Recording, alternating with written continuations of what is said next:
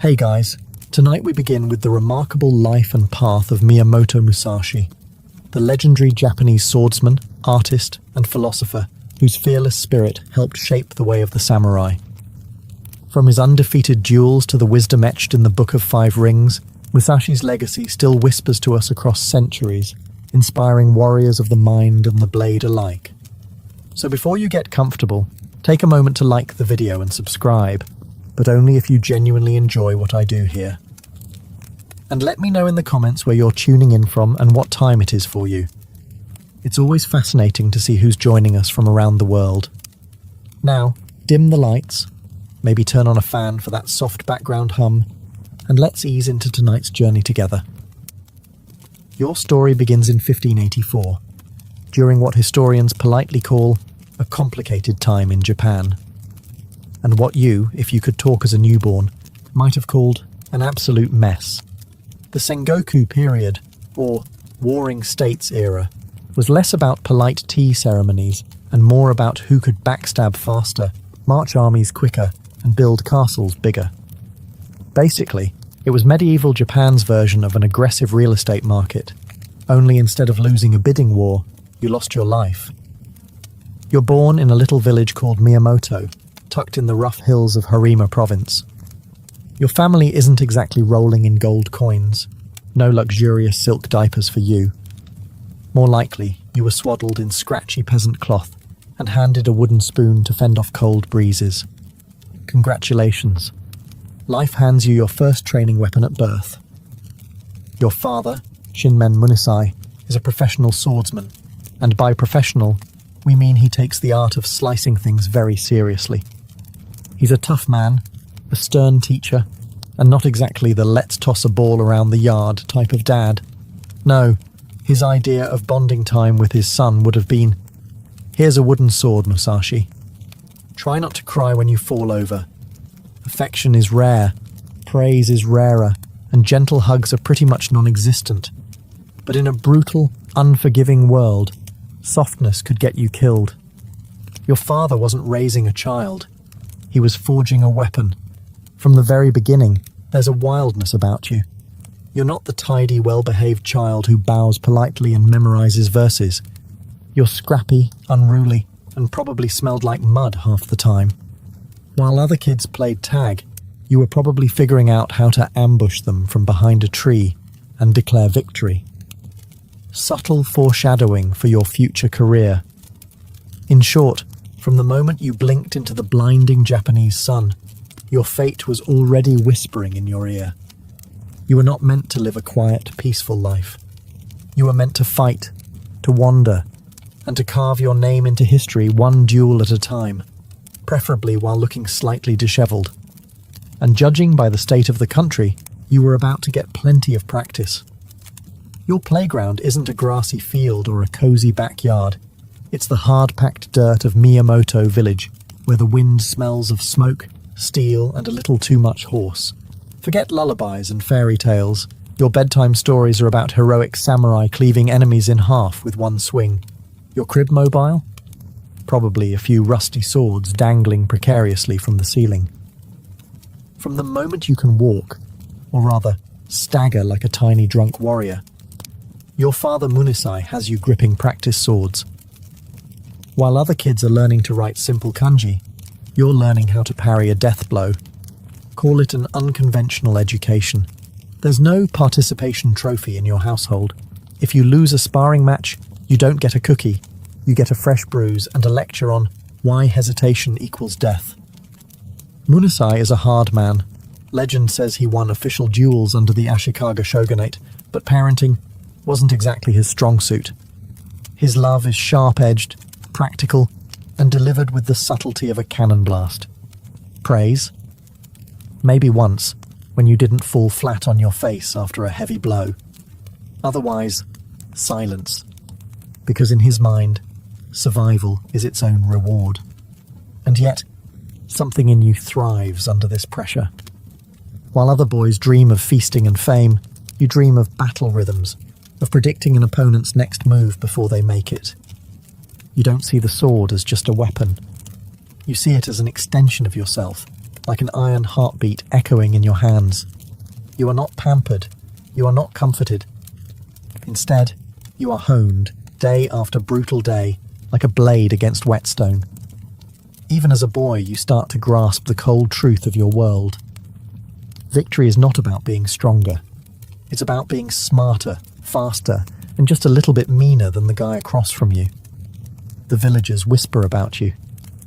That wild kid with the stare too sharp for his age. That boy who never cries when he bleeds. Some shake their heads. Some nod in respect. But one thing is clear.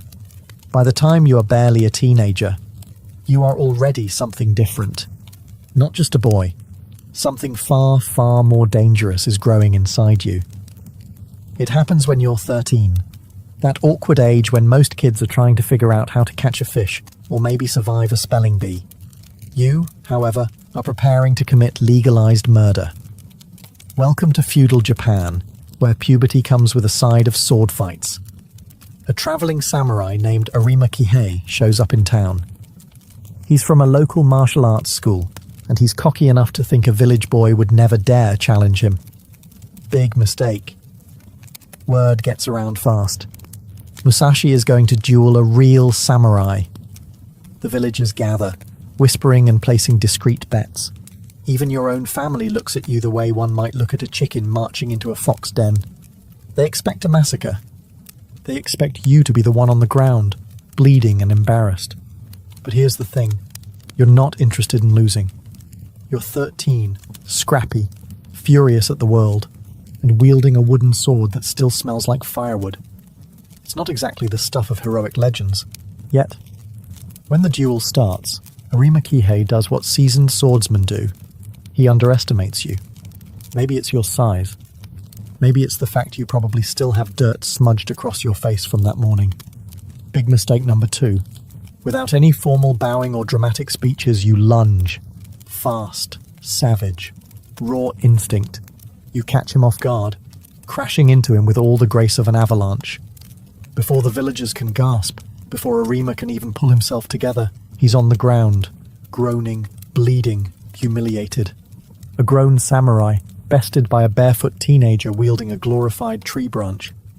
You don't just win, you announce to the world that Musashi is not a name to be ignored. It's a name to fear. Of course, your father's reaction is complicated. Pride, maybe. Relief, certainly. But also a hint of fear, because even Munisai can see it now. The boy he forged is starting to surpass even his brutal expectations. As for you, you feel nothing but clarity. You were born for this. Not to farm, not to bow and scrape, but to duel, to defeat, to rise. First blood has been drawn. And somewhere, deep inside your young heart, you realize it will not be the last. You'd think after your first public duel and public victory, life might settle down. Maybe a nice apprenticeship. Maybe a stable job carving sandals or fixing roofs. You know, something normal. Not a chance. At 15, you make a decision most adults wouldn't dare. You leave home. No tearful goodbyes. No packed lunch. Just a sword, a tattered travel cloak, and a stubborn refusal to live anybody's life but your own. You become a wanderer, a ronin. In a world where status is everything, where being tied to a lord offers protection and purpose, you choose absolutely none of it. It's like showing up at a medieval job fair, flipping the table, and walking into the woods whistling. Why?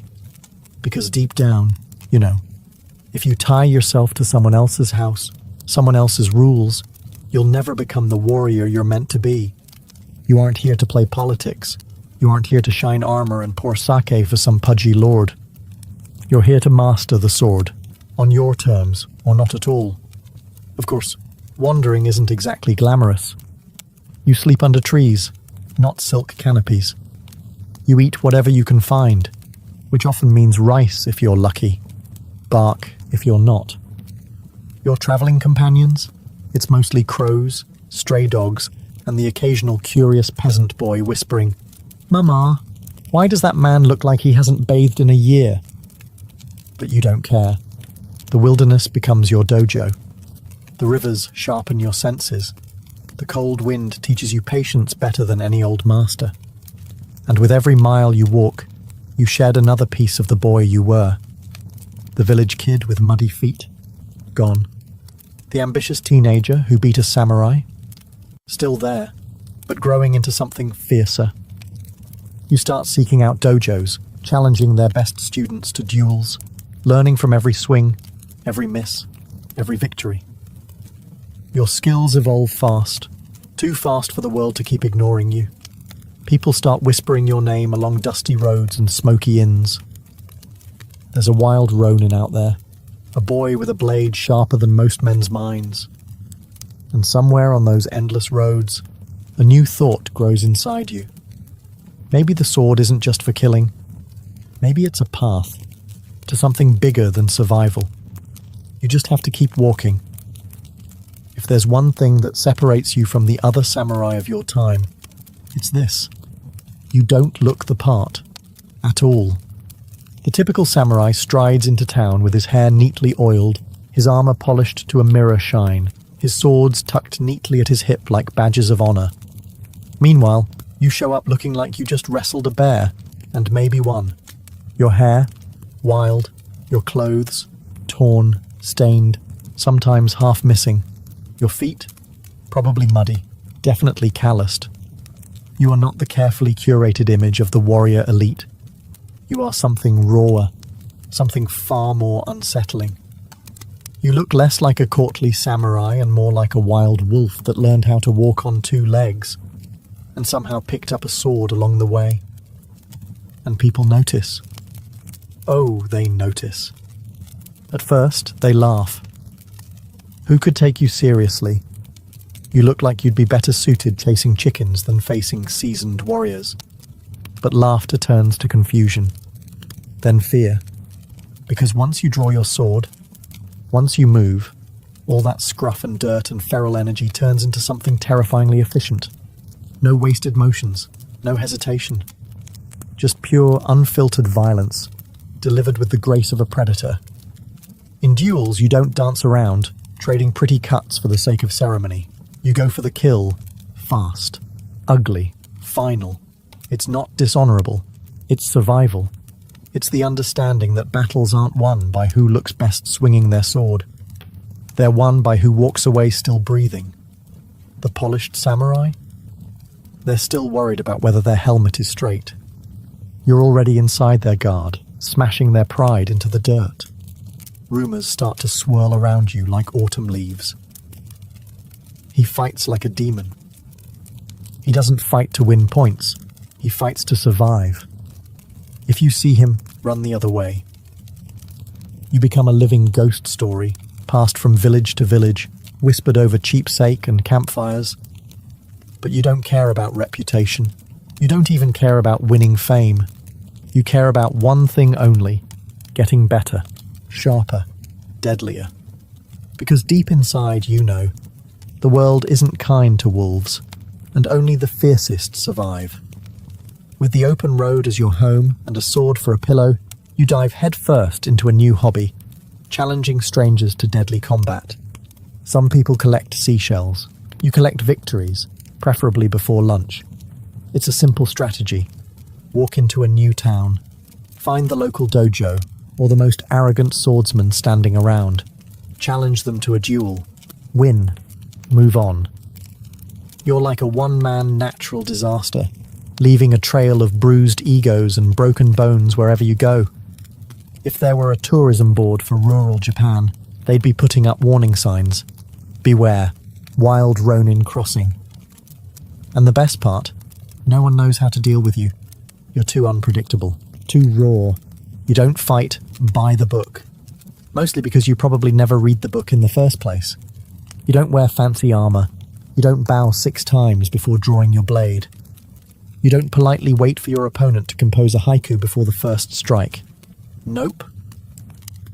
You size them up in an instant, find the fastest route to victory and take it, brutal, efficient, and without apology. Sometimes you use a real sword, sometimes a wooden stick, Once, according to later legends, you beat a man senseless with a random boat oar you found lying around. Because for you, it's not about the weapon, it's about the mind behind it. And your mind? Sharp as the edge of a katana, and twice as dangerous. With every duel you learn. Not just about technique, but about people. How they telegraph their fear through trembling hands. How their eyes widen a fraction before they strike. How pride always makes them predictable. You're not just fighting bodies, you're dismantling spirits. By the end of your teenage years, your win column looks ridiculous.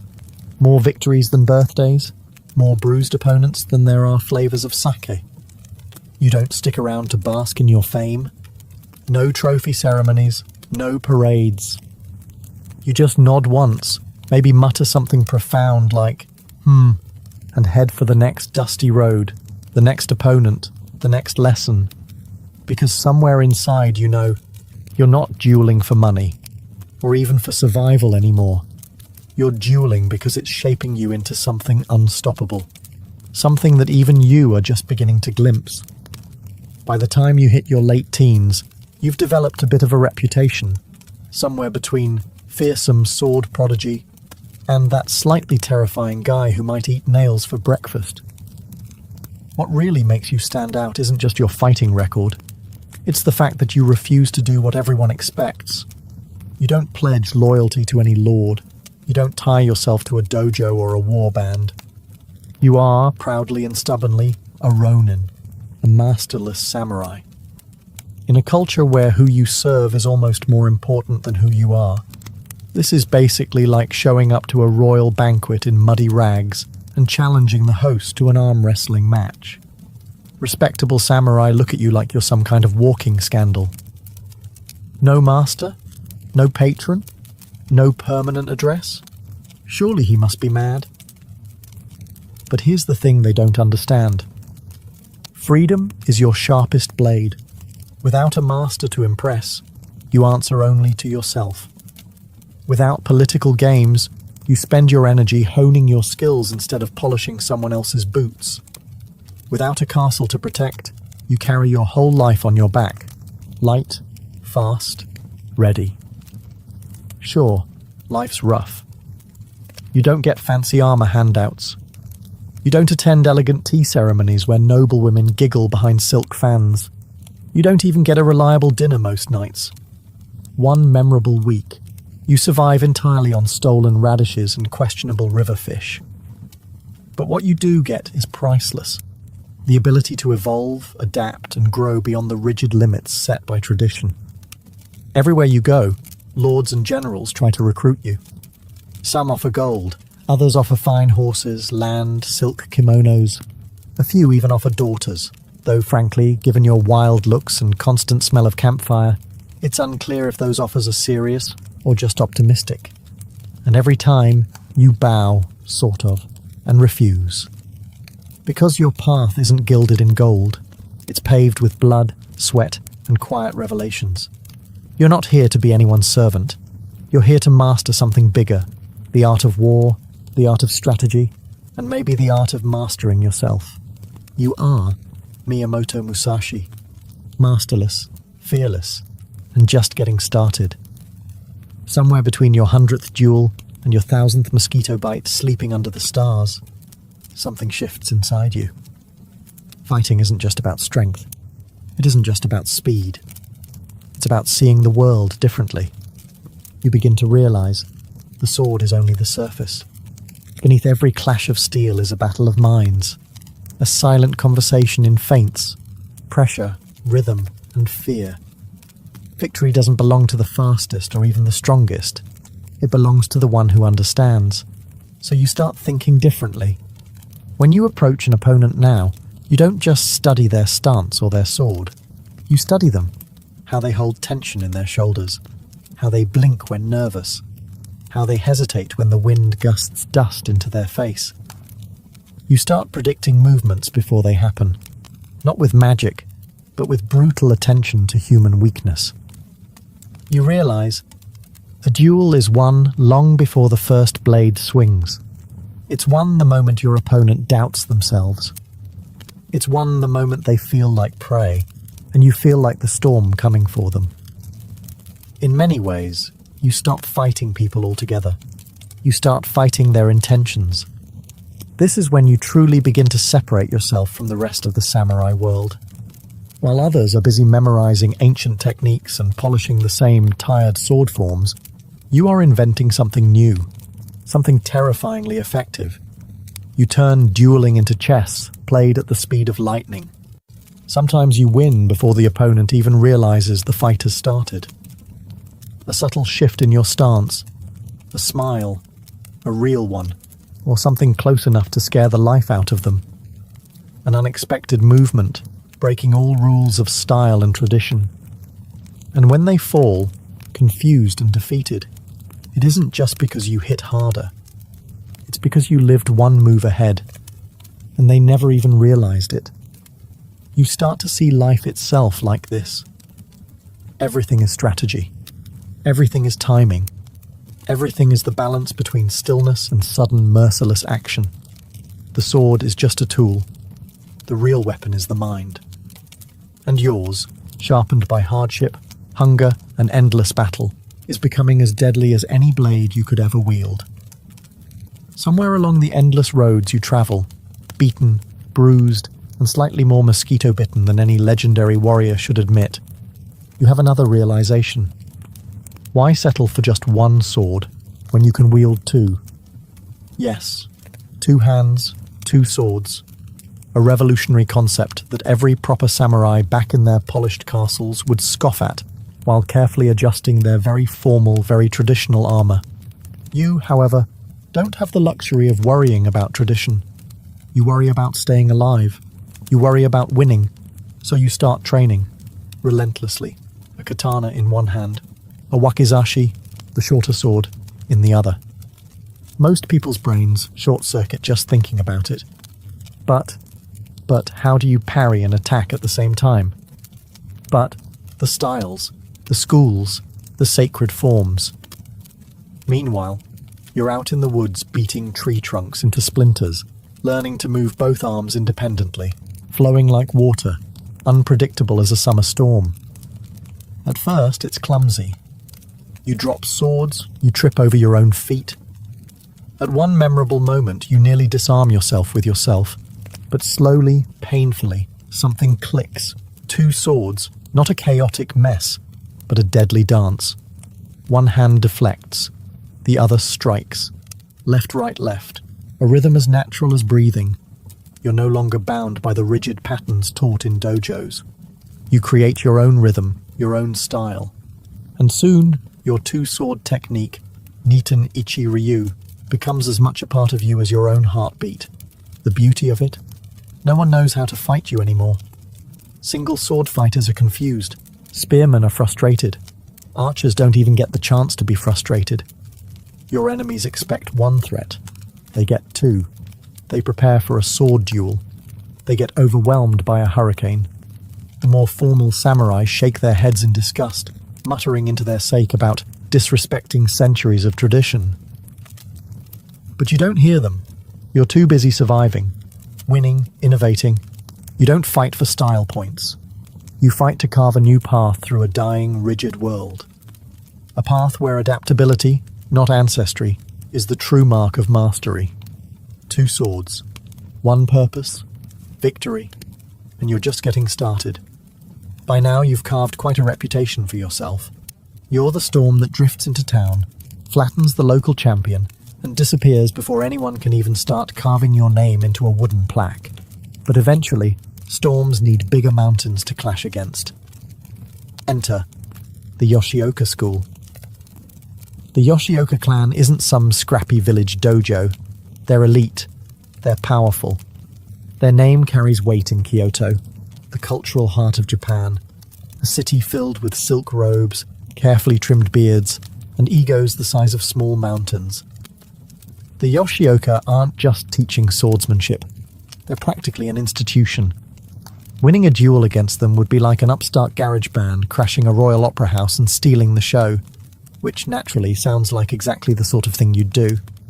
So you march into Kyoto, dusty, scruffy, and probably smelling faintly of river water and stubbornness, and you issue a challenge to Yoshioka Seijuro, the head of the school. Seijuro, being a proud man and utterly convinced that you are just some wild vagabond with a death wish, accepts. The fight is set. Formalities are arranged. Everyone expects it to be a swift, embarrassing lesson for you. A public reminder that proper warriors don't get out-dueled by wild ronin. Everyone, except you. When the duel comes, there's no elaborate speeches, no dramatic poses. Just you, calm as a stone in a riverbed, facing down a master of high society swordsmanship. And when the moment strikes, you don't hesitate. You smash through his defenses like a typhoon through a paper screen. Seijuro is defeated. Not politely, not ceremoniously, brutally. The once proud Yoshioka master is humiliated in front of his students, his patrons, and half of Kyoto's gossip-loving citizens. And you? You don't stick around to gloat. You don't strut through the streets gathering applause. You nod once, maybe tug your ragged cloak tighter against the breeze, and melt back into the city's shadowed alleys. Because in your mind, there's no final victory yet. Only the next duel. Only the next challenge. You've cracked the foundation of an empire. But you know, the Yoshioka won't let this insult stand. Not without blood. And you're ready for them. The Yoshioka school does not take humiliation well. Losing to some wild ronin, a man who probably sleeps closer to goats than golden screens, is not just a bruise to their pride, it's a full-body injury. So, naturally, they do what any prestigious institution with a bruised ego would do. They send in the next brother. Enter Yoshioka Denshichiro. You might say Denshichiro is the bigger, angrier sequel to Seijuro. More muscle, more rage, less patience. He challenges you to another formal duel, determined to erase the family's embarrassment, preferably by erasing you from existence. The city buzzes with anticipation. Another Musashi fight. Will the feral swordsman finally meet his match? Will honor be restored? Will someone please pass the sake? You, however, are as calm as ever. If Denshichiro thinks anger is going to win this fight, he clearly hasn't been paying attention. The day of the duel arrives. The crowd gathers. Bets are placed.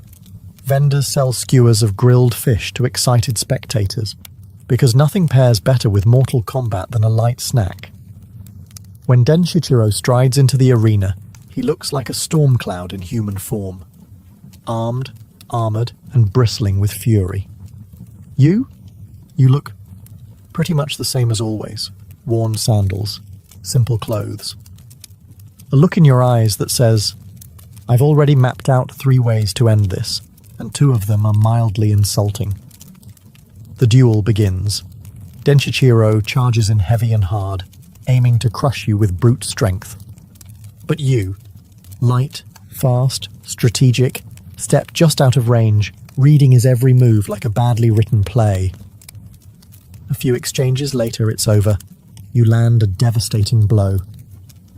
Denshichiro collapses. The Yoshioka's last hope crumples into the dirt. The crowd is stunned. Again. Some gasp, some cheer. Some immediately reconsider their life choices. The once mighty Yoshioka clan has now lost 2 sons to a scruffy, barefoot duelist who probably sharpened his sword on a rock that morning. And you give no speeches, no proud boasts. You simply turn and leave, silent, steady, like a force of nature that doesn't need to explain itself. But deep down, you know, the Yoshioka aren't finished. They have one more desperate move left, and it's going to be anything but honourable. Defeat stings. Public, humiliating defeat. Well, that burns like pouring sake over an open wound. And after losing not 1, but 2 heirs to your blade, the once proud Yoshioka school is teetering on the edge of collapse. They have a choice. Accept the losses with dignity, or throw whatever scraps of honour they have left into a bonfire and gamble everything on one last desperate strike. Guess which option they choose. The Yoshioka declare another duel, but this time, it's not a simple man-to-man match. Oh no, they plan an ambush. The target? You, obviously. The goal? Wipe the smug look off your face and restore honor with a hail of swords. Their strategy is simple. Lure you into a final duel against Matashi Chiro, the new young head of the family. A child barely old enough to shave, thrust forward as a figurehead while dozens of armed Yoshioka warriors hide nearby, ready to strike the moment you show yourself. Fair? Absolutely not. But fair stopped being part of the conversation about 2 dead brothers ago. Now, here's what makes you, well, you. You know it's a trap. You can smell it like rotten fish from a mile away. And what do? You show up early. Before the ambush is fully set. Before the hidden swordsmen are in position. Before anyone expects you. You glide through the twilight mist like a ghost, sword already drawn. Matashi Chiro barely has time to scream before you cut him down. A clean, fast strike, efficient as a thunderbolt. Chaos erupts. Yoshioka men come pouring out of the shadows like angry ants. Dozens of them, swords flashing, shouting, cursing your name. And you? You don't freeze. You don't falter. You move, fast, precise, a blur of deadly efficiency. You cut through the would-be ambushers like a blade through rice paper, slipping through their ranks, disappearing into the dusk before they can even organize themselves. By the time they realize what's happened, you're long gone, a rumor riding the wind. The Yoshioka school, once the pride of Kyoto, collapses in disgrace. And you? You don't stick around to celebrate, you just keep walking. Because for Miyamoto Musashi, the journey isn't about revenge, it's about perfection. And perfection demands more than victory. It demands evolution. After your dismantling of the mighty Yoshioka school, your legend explodes like a firecracker in a dry village square. Only, instead of awe and admiration, your name carries a new flavor of fear. You're not just seen as a dangerous swordsman anymore. You're something else, something harder to define, and even harder to confront. Word spreads across provinces like wildfire. Musashi doesn't just defeat opponents, he destroys families. One Musashi is worth an entire battalion. If you see a disheveled man carrying 2 swords and smelling faintly of river mud, run. And here's the crazy part. It's not even that much of an exaggeration. At this point, it feels like armies would be better suited to fight you than individual swordsmen. One-on-one duels? Child's play? Ambushes? Try harder. Even groups of trained fighters can barely touch you. You've reached a level where facing you feels less like fighting a man and more like trying to fist fight a thunderstorm. Part of it is skill. Sure. Your 2-sword technique, your strategy, your raw speed, they're unmatched. But the real secret weapon? Psychological warfare. Most men are beaten before they even draw their swords. When they hear your name, they remember the stories. The boy who killed a grown samurai at 13. The ronin who dismantled the Yoshioka like snapping twigs. The wanderer who uses anything, a wooden oar, a random branch, probably a particularly angry goose if it came to it, to achieve victory. They step onto the dueling ground already sweating, already doubting. And doubt, to you, smells better than victory. Because you've learned something critical. A sword can kill the body. But fear kills the soul. Sometimes you win duels without even swinging. An opponent sees that cold, steady look in your eyes, that slight tilt of your head that says, "I've already killed you in my mind." And they crumble. Some surrender, some flee. A few bravely charge, only to realize too late that they're charging into a force of nature. You're no longer just Musashi the duelist. You are Musashi the storm, Musashi the unstoppable. And as you continue walking the broken roads of Japan, one thing becomes clear. It will take more than numbers, more than blades, to stop you now. With the Yoshioka crushed and your reputation soaring, you could have done what most warriors dreamed of: found a rich lord to serve, earned a fancy title, maybe even snagged a castle with decent plumbing. But no, you choose the road. Again, because deep down, you know, castles are cages, even if they're lined with gold. And so begins the long, winding, dust-choked chapter of your life. The years of wandering. You drift from province to province like a blade caught on the wind. No plan, no map. Only one constant, the search for mastery. Everywhere you go, you seek out new opponents, new styles, new ideas. Swordmasters, monks, spearmen, bandits. It doesn't matter who or what they are. If they know something you don't, you want to face them. Sometimes you challenge them. Sometimes they challenge you. Sometimes you just bump into them while trying to steal a particularly juicy rice ball and somehow end up in a duel. Travel life is messy. Your style evolves again and again, like a river carving new paths through stone. You adapt, refine, and shed what doesn't serve you. You don't duel for money. You don't duel for fame. You duel for the thrill of becoming. Every opponent is a mirror showing you your own flaws. And every time you break that mirror, you come away sharper. Your clothing becomes even rougher. Your sword even quicker. Your mind even more dangerous. People start telling stories about you. Strange, mythic stories. Musashi fought 3 men at once using only a fan. Musashi defeated a master spearman with a broken fishing pole. Musashi once stared so hard at a bear that the bear apologized and left. Are they true? Maybe. Maybe not. But you don't bother correcting anyone. Because you're not interested in polishing your legend. You're interested in sharpening your soul. And if that path leads you deeper into forests, over frozen rivers, through dusty mountain passes, so be it. The road is your home now, the endless horizon, your companion. While other warriors tie their fates to lords and lineages, you tie yours only to the blade, and to the endless, hungry quest for something greater than victory. Something like true understanding. And you know, you're getting closer. As the miles wear on and the seasons blur past you, something unexpected begins to stir deep inside your battle-hardened soul. A longing for something more. Not more duels, not more blood, not even more victories. Something quieter, something deeper. Art. It starts subtly. After a long day of training or travel, you find yourself picking up a brush instead of a sword. At first, your calligraphy looks like what happens when a cat runs across wet ink. Not exactly museum quality, but just like with swordsmanship, you don't expect to be good right away. You expect to become good, through patience, through discipline, through relentless practice.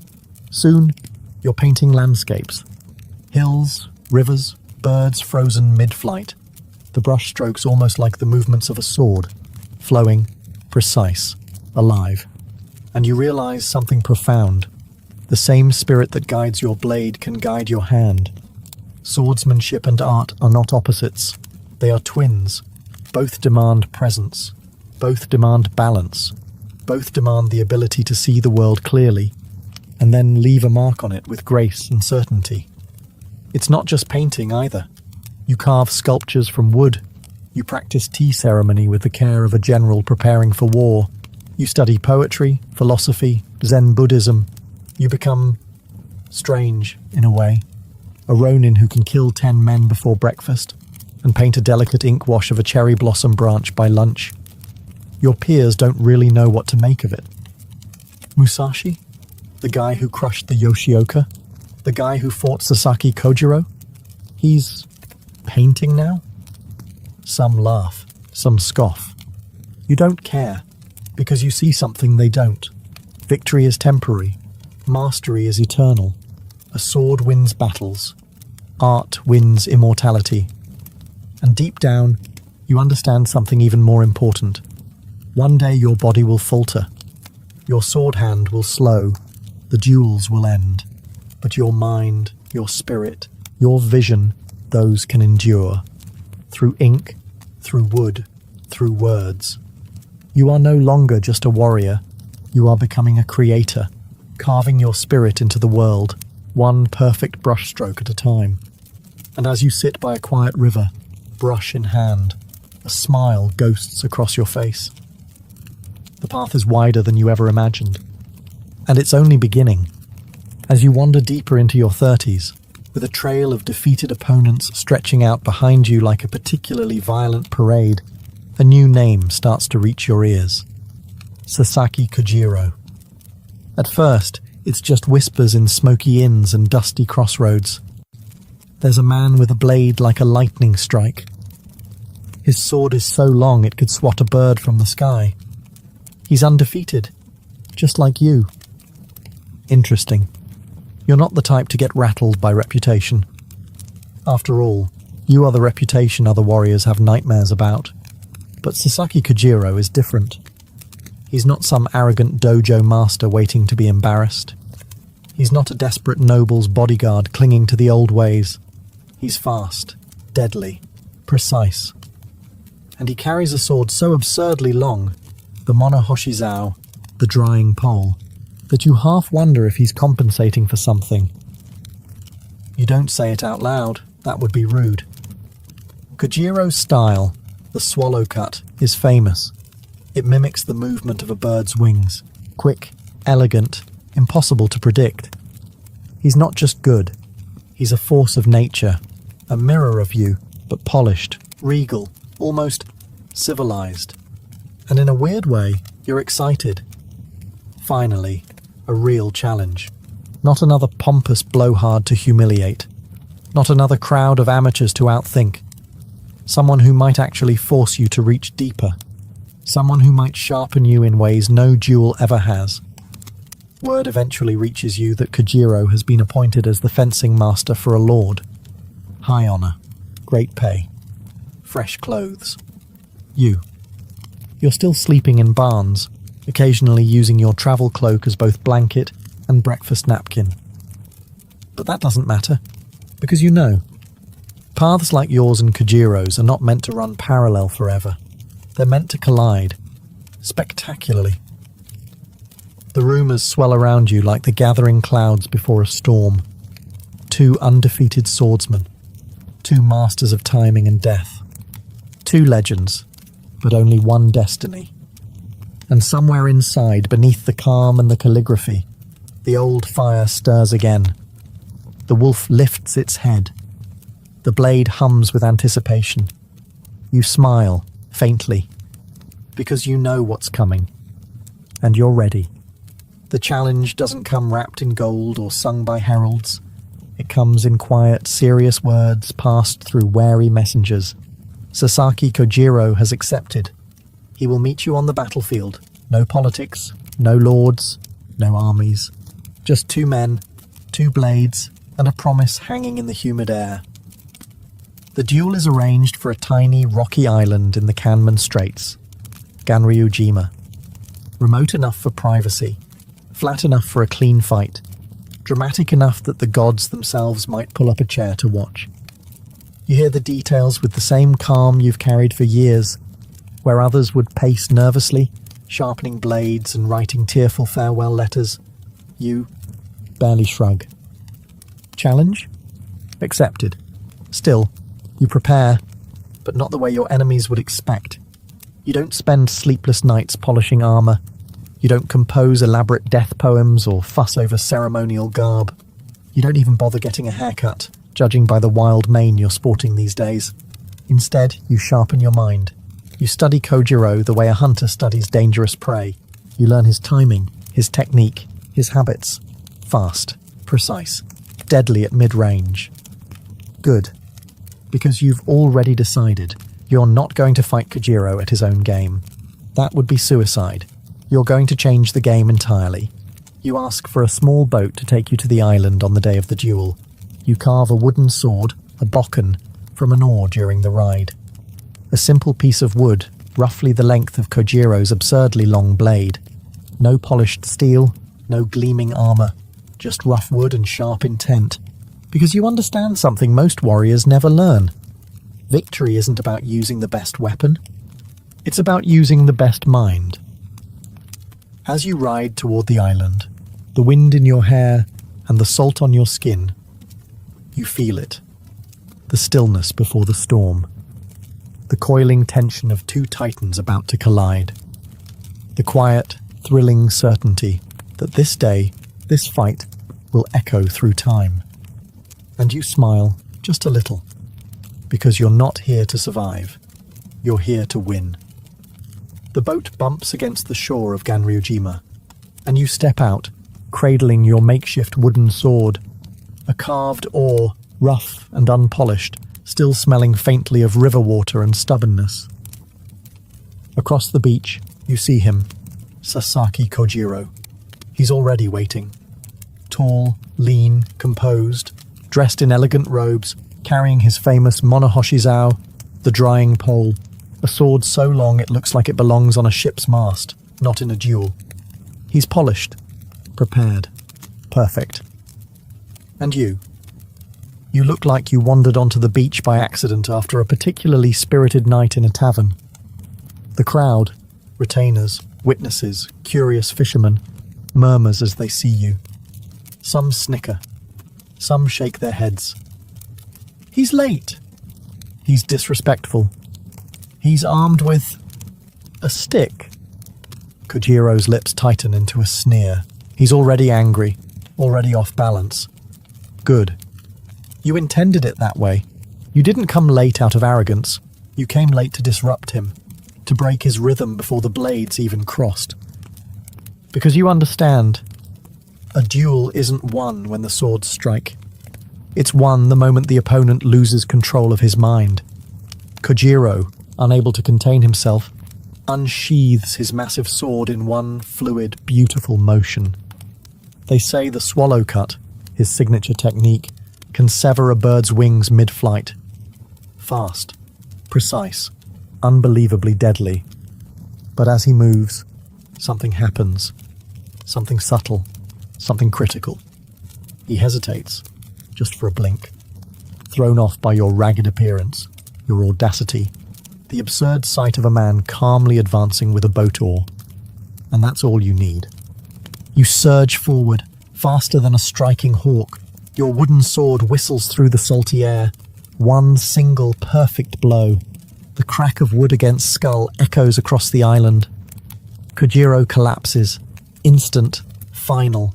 The mighty Sasaki Kojiro, the swallow cutter, the fencing master, the undefeated legend, lies broken on the sand. Silence falls. Mouths hang open. The fishermen stop chewing their rice balls mid-bite. Even the gulls seem momentarily stunned. And you? You lower your oar, breathing steady, heart calm. Another duel, another victory. But something in the air feels different, heavier. Because today, you didn't just defeat a swordsman. You ended an era. And deep inside, you know, victory will never taste the same again. Ganryujima lies quiet after the clash. The waves lazily lapping at the blood-sprinkled sand. The wind whispering through the grass as if afraid to disturb what just happened. You stand over Sasaki Kojiro's fallen body, the crude wooden sword still heavy in your hand. Victory. Complete. Undeniable. But as the adrenaline fades, something colder seeps into your bones. You look around. The witnesses, the samurai retainers, even the fishermen, all stare at you like they're seeing a ghost. Not a man. There's no triumphant cheering, no celebratory cries, only silence. A heavy, uncertain silence that clings to your skin more tightly than sweat. Because today wasn't just another duel. It wasn't a local champion or an arrogant heir you bested. It was him, Sasaki Kojiro, the sword saint in his own right, the only man they thought could stand as your equal. And now he lies there, crumpled like a broken fan. You realize something in that moment, something you hadn't truly understood until now. At a certain height, there are no more rivals. There are no more equals, just a lonely peak high above the clouds, and you, standing there alone. You turn without ceremony and walk away, leaving the body behind, leaving the stares, the judgment, the whispered legends, already beginning to sprout like weeds in the sand. As you board the small boat to return to the mainland, the wooden oar-turned sword clunks against the side of the vessel, awkward and out of place, just like you feel inside. The boatman, an old man with weathered hands, rows silently, not daring to speak. You stare back at the shrinking island, a small speck of land where two destinies clashed and only one survived. Ganryujima will forever be tied to your name. Poets will sing of it. Scribes will exaggerate it. Old men will argue over it in smoky inns you'll never visit. But you feel no joy, no pride, only a sense of something irreversible. The path you walk now isn't the path of a swordsman seeking glory. It's the path of a swordsman seeking meaning. In a world where fewer and fewer opponents remain, the oar creaks, the water shimmers, the wind carries your name across the waves, and you wonder, quietly, what's left to conquer when you've already defeated everything? Kojiro's death lingers in the air long after you leave Ganryujima, not as a triumph, not as a trophy, as a weight. You try to brush it off at first. Another duel, another victory, just like the dozens before it. But this one is different, because Kojiro wasn't a thug from some backwater village. He wasn't an overconfident dojo master with more pride than skill. He was a true swordsman, a mirror of your own relentless pursuit of mastery. And you killed him, not just physically, but spiritually. You shattered a man who, had the world been kinder, might have stood beside you, not across from you. People celebrate, of course. They retell the story in 100 different ways. Musashi arrived late to unnerve Kojiro. Musashi carved an oar sword on the way just to mock him. Musashi struck him down before Kojiro could even blink. The tales grow bigger, louder, more ridiculous. By next month, someone will probably claim you rode to the island on the back of a giant fish and fought with a tree trunk. You hear these stories. You even smirk at a few of them. But deep inside, none of it feels like victory. It feels like the closing of a door you can never open again. With Kojiro gone, the world seems smaller, duller, a little emptier. Because now you know, there are fewer and fewer men left who can meet your blade with true understanding. Fewer who can dance on the edge of death with you, seeing the same beautiful, terrifying truth. You didn't just defeat Kojiro, you outlived him, and somehow that feels like a heavier burden. Late at night, sitting by a lonely campfire, you catch yourself replaying the fight in your mind, not with regret, not with guilt, but with a kind of aching respect. Kojiro was your greatest challenge, and now he's a ghost that will walk beside you for the rest of your days. You stare into the flames. The road ahead stretches onward, longer, lonelier, quieter. And somewhere inside, you understand. The more victories you claim, the more solitude you inherit. It's not the duels that will be your undoing. It's the emptiness they leave behind. After Ganryujima, the world hails you as unstoppable. The swordsman who felled Sasaki Kojiro. The ronin who fears nothing. The legend who walks among mortals.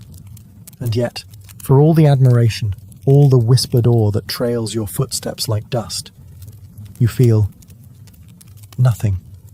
Victory used to burn bright in your chest, a fire fueled by the thrill of survival, the hunger for mastery. Now it flickers low, starved of meaning. You wander through villages where children pretend to be you, swinging sticks and shouting your name. At inns, drunkards lift their cups in your honor, spinning tales so grand that even you wouldn't recognize yourself in them. Musashi fought 10 men at once and didn't spill a drop of his tea. He can slice a falling leaf in half from 20 paces away. He once beat an entire dojo using nothing but his glare. You smile politely when you hear these stories. You nod, you bow, you drink their rice wine. But inside, It's like chewing ash, because you know the truth they don't. The duels were never about fame, never about building a legend. They were about the pursuit, the endless, painful, beautiful pursuit of something perfect, something whole. And now that pursuit feels hollow. You used to dream of opponents worthy of you. Now you dream of quiet rivers, empty paths, the wind through pine trees. Because there's no opponent left to chase. The world is too small now, too fragile. You watch other warriors polish their armor, polish their reputations, chase titles and court favor. You feel like a wolf among house dogs. You don't belong in courts or castles. You don't belong on thrones or under banners. You belong nowhere and everywhere. Victory, you realize, is a strange sort of death. The death of striving, the death of hunger. You have won too much. And the price of that is solitude. Deep, vast solitude that no drink, no song, no cheering crowd can ever fill. So you keep walking, not toward glory, not toward battle, but towards something quieter, something you can almost hear on the edge of the wind, a whisper of a different kind of mastery, a mastery not of others, but of yourself. The road stretches on, but your footsteps begin to slow, not because of age. Your body is still sharp, your reflexes still faster than a striking snake. No, it's something deeper, something tugging at the edges of your soul, whispering that the battles you need to fight now aren't out there anymore. They're inside. You start to withdraw from the life of endless dueling, not because you fear defeat, but because victory no longer feeds you. You've slain giants. You've conquered masters.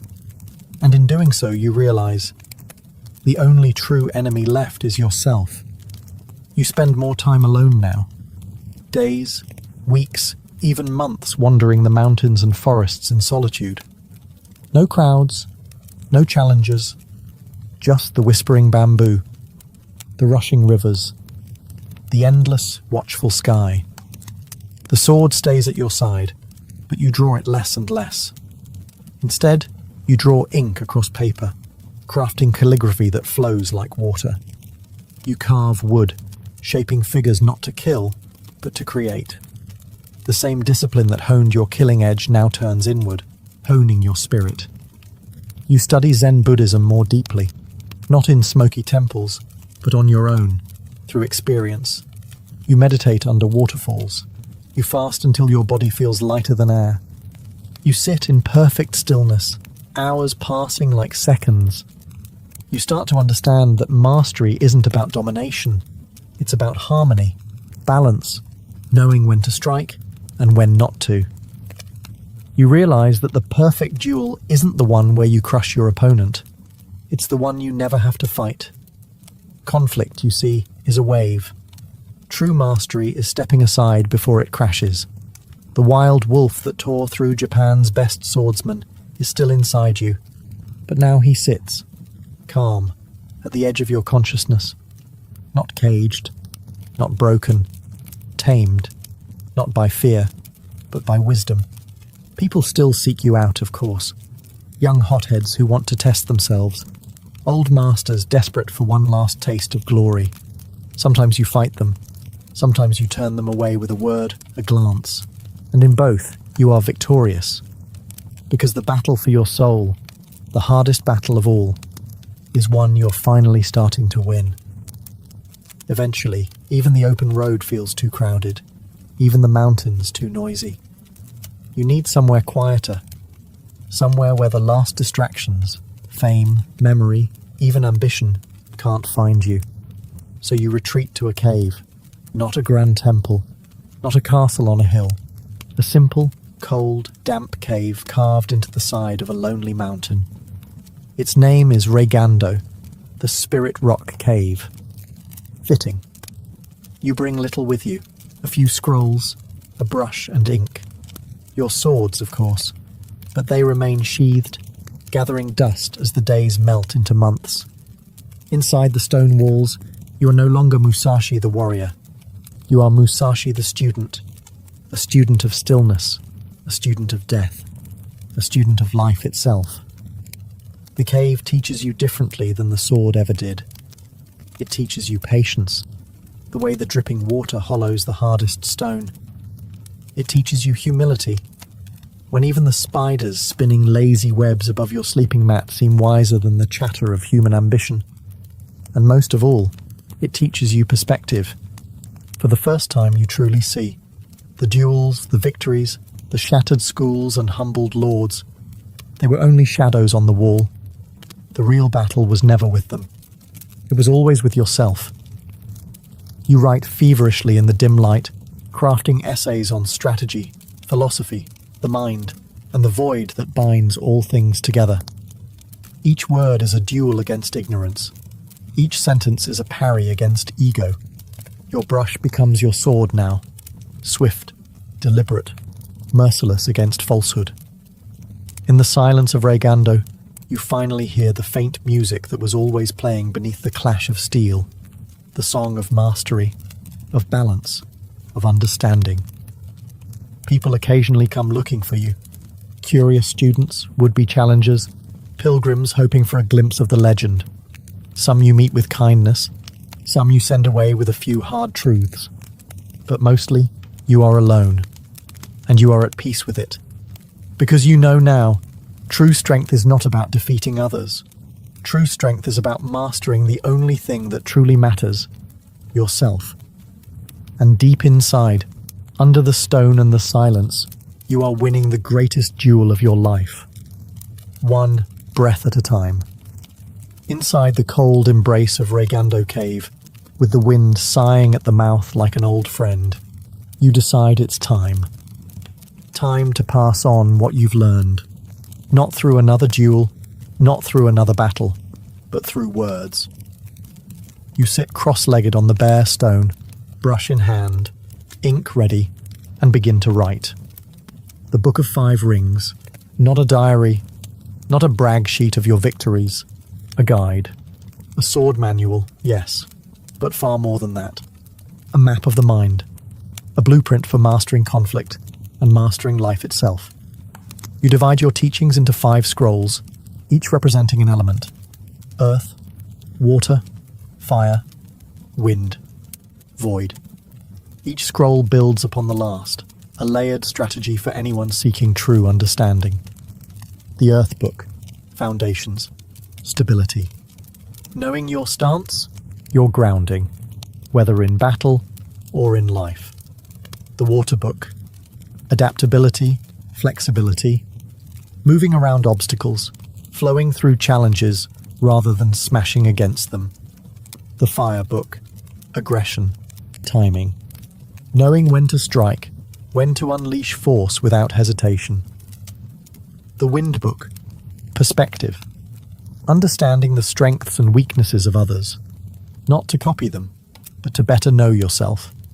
And finally, the Void Book, the most mysterious of all, the space between thought and action, the state of pure awareness where mastery truly lives.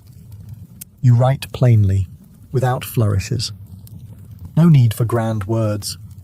Truth doesn't need decoration. Every line is hammered out like a blade on an anvil, direct, sharp, tested in the furnace of real battle and hard-won wisdom. You don't write for fame. You don't write to impress scholars. You write because the path you've walked has shown you something precious.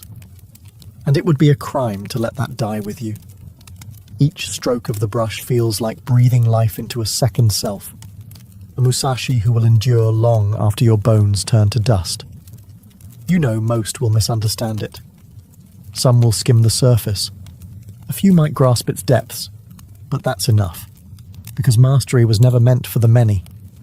It is a narrow road, walked by the few willing to endure, to suffer, to sharpen themselves against the world until they are blades in human form. And as you dot the final line on the final scroll, you set your brush down and smile. Your greatest duel is over. Your legacy is written. The seasons turn outside the mouth of the cave. Leaves fall, rivers freeze, flowers bloom, and you feel it, deep in your bones. The end is near.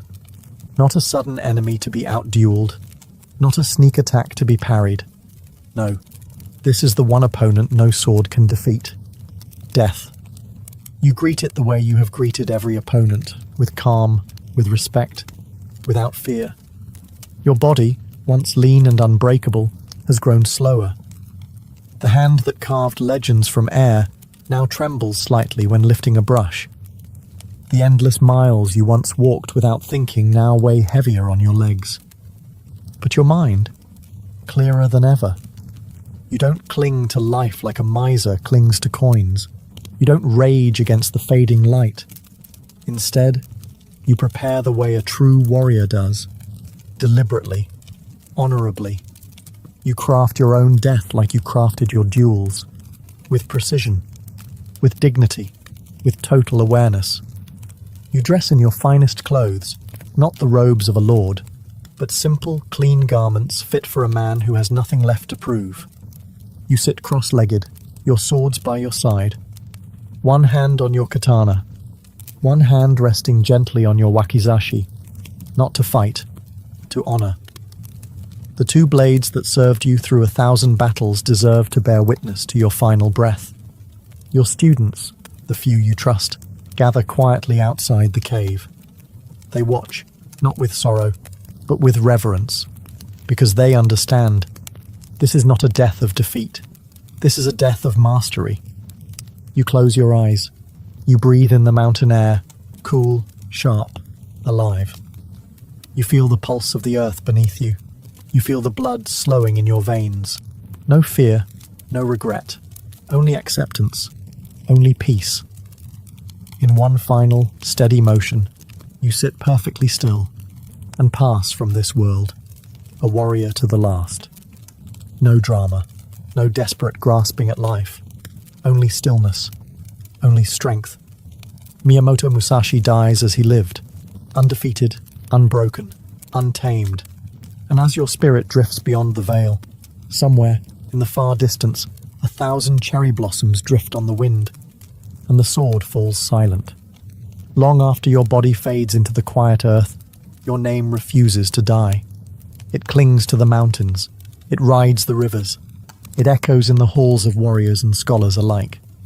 Miyamoto Musashi, the man who lived by no one's rules, who carved his path with blade and mind, who turned battles into art and solitude into a kingdom.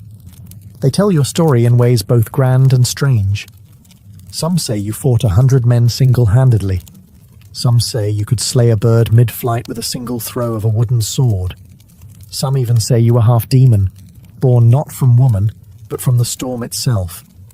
You, who once slept under trees with nothing but your swords and a stubborn will, now live on in ink and legend, across scrolls, paintings, novels, plays. Your Book of 5 Rings becomes a treasure not just for swordsmen, but for generals, businessmen, philosophers, anyone seeking to master conflict, mastery, or even themselves. In a world that changes with every passing season, your teachings remain stubbornly true. Observe clearly, move decisively, adapt like water, strike without hesitation, know yourself utterly. You become more than a warrior. You become an ideal, a symbol of the eternal struggle between discipline and instinct. A reminder that true mastery is not about beating the world, but mastering the storm within. Statues are raised in your honor. Swords are named after you. Video games, manga, movies. Your spirit finds new forms you could never have imagined, sparring across screens and pages. But none of it captures the full truth. Because the real Musashi is not the man with 2 swords standing triumphant over broken foes. The real Musashi is the man in the cave, brush in hand, writing words for a future he would never see. The man who understood that strength without wisdom is hollow, that life without reflection is a blade without an edge. You are more than victories. You are more than battles. You are a path, a question, a mirror held up to anyone who dares to walk alone. And as centuries pass, as kingdoms rise and fall, one thing remains. Your story still whispers to those bold enough to listen. Walk the path. Face yourself. Become more. And somewhere, deep in the stillness between heartbeats, the spirit of Musashi smiles. If someone were to ask, hundreds of years after your death, what was Musashi's greatest lesson? They might expect tales of swordsmanship, of technique, of dueling brilliance, and they wouldn't be wrong. But they wouldn't be right either, because your greatest lesson wasn't how to win a fight. It was how to live and how to die without fear. You taught that mastery isn't just about defeating others, it's about defeating weakness within yourself, the fear of failure, the hunger for approval, the desperate need to cling to comfort and certainty. You showed that to walk the true path, you must be willing to walk it alone, without titles, without applause, without even the promise of success. You must be your own master, your own rival, your own flame in the darkness. Through your battles, through your solitude, through the simple, fierce grace of your life, you taught this unshakable truth. Strength without purpose is hollow. Skill without spirit is meaningless. Victory without honor is ash. The duels were never the point. The blood spilled, the reputations shattered. They were just echoes of a deeper struggle.